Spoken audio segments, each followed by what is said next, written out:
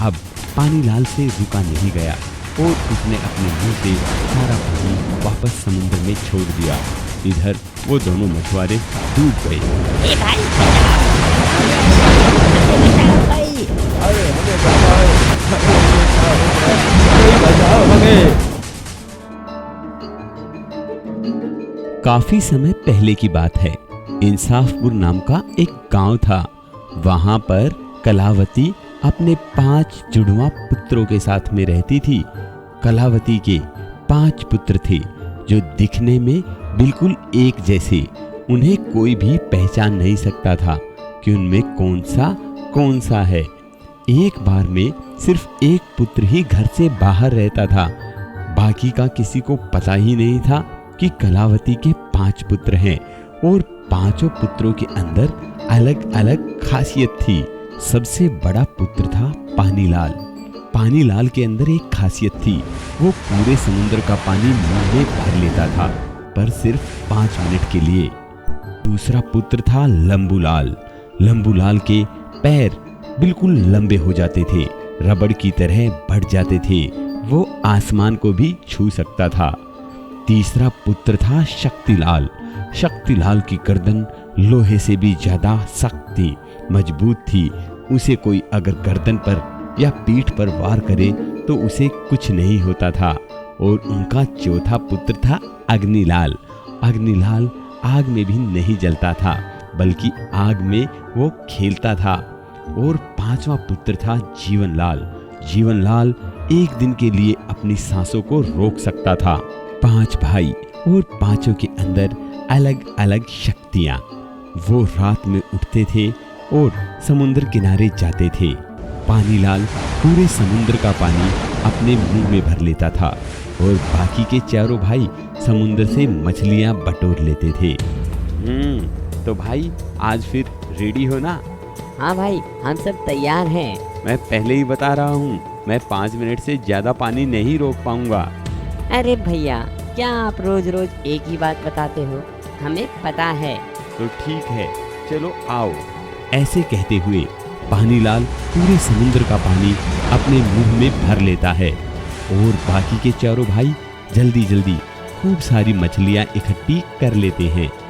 लंबूलाल, आज तुम्हारी बारी है। ऐसा करो, तुम बाजार में जाओ और इन मछलियों को बेच दो। ठीक है भैया, मैं जाता हूँ। ऐसा कहते हुए लंबूलाल उन मछलियों को लेकर मछली बाजार में जाता है और वहां पर जाते ही उसकी सारी मछलियां बिक जाती हैं, क्योंकि वो ताजा मछलियां थी। उसके पास में खड़े और मछली वाले उससे जलते हैं और सोचते हैं, इसे रोज रोज इतनी मछलियाँ मिल कहाँ से जाती हैं? हाँ भाई, ठीक कहते हो, हमें तो बिल्कुल भी मछलियाँ नहीं मिलती। ये जरूर कोई जादू टोना जानता है। हाँ, और इसीलिए ये रोज मछलियाँ लेकर आता है। और तुम देखो, बिल्कुल ताजी मछलियाँ हैं। रोज सबसे पहले इसी की बिकती हैं। बिल्कुल सही कहते हो भाई।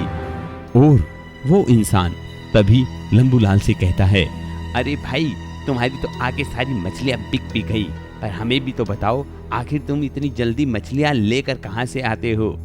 ठीक है भाई, अगर तुम जानना चाहते हो तो कल रात में 3 बजे समुद्र किनारे आ जाना, तुम्हें भी मछलियाँ दिलवा दूंगा। ठीक है। ऐसा कहते हुए लंबूलाल वहां से चला जाता है और सारी बात घर पर जाकर अपने भाइयों को बताता है। तभी पानीलाल कहता है कि कल सुबह समुद्र किनारे मैं जाऊंगा। रात के 3 बजते हैं। वहां पर सारे मछुआरे आ जाते हैं।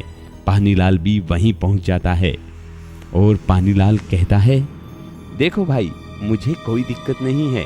तुम्हें मछलियाँ चाहिए तो तुम जितनी बटोर सको उतनी बटोर लेना। मैं इस सारे समुद्र के पानी को अपने मुंह में भर लूंगा और फिर तुम जितनी मछलियाँ उठा सकते हो उठा लेना। पर ये सब तुम्हें सिर्फ 5 मिनट में करना होगा, क्योंकि मैं 5 मिनट से ज्यादा अपने मुंह में पानी नहीं रोक सकता। मैं कहता था ना भाई, इसको कोई जादू टोना आता है। पर कोई बात नहीं, ये हमारी भी तो मदद कर रहा है। हाँ ठीक है भाई, हम 5 मिनट में जितनी भी मछलियाँ होंगी उन्हें लेकर बाहर आ जाएंगे। फिर क्या था, फिर पानीलाल ने पूरे समुद्र के पानी को अपने मुंह में भर लिया और सारे मछुआरे समुद्र के अंदर उतर गए। सब मछलियां बटोरने लगे। इधर 5 मिनट पूरी हो गई और पानीलाल इशारे करने लगा, पर 2 लालची मछुआरे 2-2 टोकरियां लेकर गए हुए थे, जो समुद्र से निकलने का नाम ही नहीं ले रहे थे। अब पानीलाल से रुका नहीं गया और उसने अपने मुंह से सारा पानी वापस समुद्र में छोड़ दिया। इधर वो दोनों मछुआरे डूब गए। ए भाई भाई, अरे हमें बचाओ, कोई बचाओ हमें। उन दोनों मछुआरों के डूबने की खबर सारे शहर में आग की तरह फैल गई और ये खबर जब राजा जी के पास गई तो राजा जी ने मछुआरों को और पानीलाल को बुलाया। ओ मूर्ख इंसान, क्या सच में तुम्हारे कारण वो मछुआरे मर गए? क्या जो इसके परिवार वाले बोल रहे हैं वो बात सत्य है? हाँ महाराज, बिल्कुल ये बात सत्य है कि मैंने अपने मुंह से पानी छोड़ा, पर मैंने इन मछुआरों को पहले ही बता दिया था महाराज। मैं तो इनका कुछ ना कुछ फायदा चाहता था। पर पानीलाल, तुम्हारे कारण ही वो मछुआरे मरे हैं। अब तुम्हारी भी सजा ये है कि तुम्हें भी समुद्र में डुबाकर मारा जाएगा। जी महाराज, आपकी जैसी इच्छा। बताओ, तुम्हारी मरने से पहले कोई आखिरी इच्छा है? हाँ महाराज, बिल्कुल है। मेरी माँ हमारे घर में अकेली होगी, वो बेचारी बुढ़िया, मैं आखिरी रात उससे मिलना चाहता हूँ। ठीक है, तुम्हें उससे मिलने की इजाजत दी जाती है। ऐसा कहकर पानीलाल अपने घर में वापस चला जाता है। वो अपने भाइयों से सारी बात कहता है। तभी लंबूलाल कहता है कि भाई, कल तुम नहीं जाओगे, कल मैं जाऊंगा। अगले दिन सजा को देखने के लिए शहर के काफी आदमी आ जाते हैं। समुद्र के किनारे आकर राजा कहते हैं, जाओ, तुम समुद्र के अंदर जाओ और जब तक डूब नहीं जाते तब तक अंदर चलते रहो। ऐसा कहते ही लंबूलाल समुद्र में चल पड़ता है। अब समुद्र में लंबूलाल जितना अंदर घुस रहा था वो उतना ही लंबा होता जा रहा था और वो उसके अंदर नहीं डूब रहा था। इधर गांव वाले चर्चा करने लगे, ये क्या चक्कर है? ये तो कोई जादुई इंसान है। पैरों में रबड़ लगी है क्या, जो ये पानी में डूब ही नहीं रहा है? ऐसा कैसे हो सकता है भाई? देखो तो जरा, देखो, इसकी तो सजा देना ना देना कोई फायदा ही नहीं हुआ।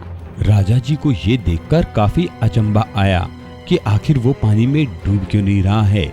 इसीलिए राजा जी ने उसकी सजा को बदल दिया। लगता है तुम्हारी पानी के साथ काफी दोस्ती है, इसलिए तुम पानी से नहीं मरोगे। तुम्हें हम कल आग में जलाएंगे। बताओ, मरने से पहले तुम्हारी कोई आखिरी इच्छा है? तभी लंबूलाल ने कहा, हाँ महाराज, मेरी माँ कल भी बहुत जोर से रो रही थी। उस बेचारी के साथ अगर मैं एक दिन और बिता सकूं तो मुझे बहुत खुशी होगी महाराज। ठीक है, तुम अपनी माँ के पास जाओ और कल सुबह सजा के समय पर राजमहल में आ जाना। ठीक है महाराज, धन्यवाद महाराज। लंबूलाल वापस अपने घर चला जाता है। फिर से सारे भाइयों में बात होती है और अब की बार अग्निलाल कहता है कि भाई, कल तुम नहीं, कल राजमहल में मैं जाऊंगा। और अब की बार लंबूलाल की जगह महल में अग्निलाल आ जाता है। महाराज अग्निलाल के चारों तरफ आग लगा देते हैं और अग्निलाल का आग में बाल भी बाका नहीं होता, बल्कि वो तो आग में खेल रहा होता है। ता तक तिंग दा दा दन दा। हा महाराज, मजा आ गया। आग को थोड़ी सी और तेज करवा दो महाराज, बहुत मजा आ रहा है महाराज, बहुत मजा आ रहा है। ता ता ता ता ता। ऐसे कहते हुए अग्निलाल आग में खेल रहा था। महाराज के समझ में नहीं आ रहा था आखिर हो क्या रहा है। ये सजा भी महाराज की काम नहीं आई। तभी महाराज ने कहा, तुम्हारा आग भी कुछ नहीं बिगाड़ सकती, इसलिए कल तुम्हारा सिर धड़ से अलग किया जाएगा। तुम्हारी कोई आखिरी इच्छा है? महाराज, मेरी तो वही आखिरी इच्छा है कि बस मुझे मेरी माँ के पास एक दिन और रहने दिया जाए महाराज। ठीक है, कल समय से राजमहल में आ जाना। अब की बार अग्निलाल की जगह शक्तिलाल अगले दिन महल में आता है। जैसे ही उसकी गर्दन काटने के लिए सैनिक तलवार चलाते हैं, तो उनकी तलवार ही टूट जाती है। ये देखकर सभी शहर वाले हंस रहे होते हैं। ऐसा लगता है इसे तो सजा हो ही नहीं सकती, सारी सजाएं महाराज की फेल हो रही हैं। ये कैसा इंसान है, इसका ना पानी कुछ बिगाड़ पाते ना अग्नि, और तो और इसकी तो गर्दन भी नहीं कट पा रही है। ऐसे कहते हुए जब सारी प्रजा राजा का मजाक बना रही थी तो राजा को बहुत गुस्सा आया और राजा ने कहा, कोई बात नहीं, अगर इसकी गर्दन भी नहीं कटती है तो कल इसकी सजा का आखिरी दिन होगा। हम इसे मिट्टी के अंदर दबा देंगे। बताओ बच्चे, तुम्हारी कोई आखिरी? हाँ महाराज, मेरी वही आखिरी ख्वाहिश है, मुझे मेरी माँ के पास छोड़ दो। ठीक है, आज इसका आखिरी दिन होगा अपनी माँ के पास, कल इसे मृत्यु दंड मिलेगा। ऐसे कहते हुए महाराज उसे फिर से छोड़ देते हैं। अब अगले दिन जीवनलाल सजा के लिए आ जाता है। पूरी प्रजा जुड़ी हुई थी। तभी महाराज ने एक गड्ढा खुदवाया और उसके अंदर जीवनलाल को दबा दिया और ऊपर से मिट्टी डाल दी। महाराज को लगा कि अब जीवनलाल मर गया, पर रात में चारों भाई और उनकी माँ आई और जीवनलाल को जमीन के अंदर से निकाल ले गई। और फिर लंबूलाल ने अपने पैरों को लंबा करके सभी को अपने कंधे पर बिठाया और लंबे लंबे कदमों से उस शहर को जल्दी ही पार कर लिया। और अब वो सब दूसरे किसी शहर में जाकर खुशी खुशी रहने लगे। तो इसे कहते हैं बच्चों, एकता में बल। जब तक आप एक हो तो आपका कोई कुछ नहीं बिगाड़ सकता।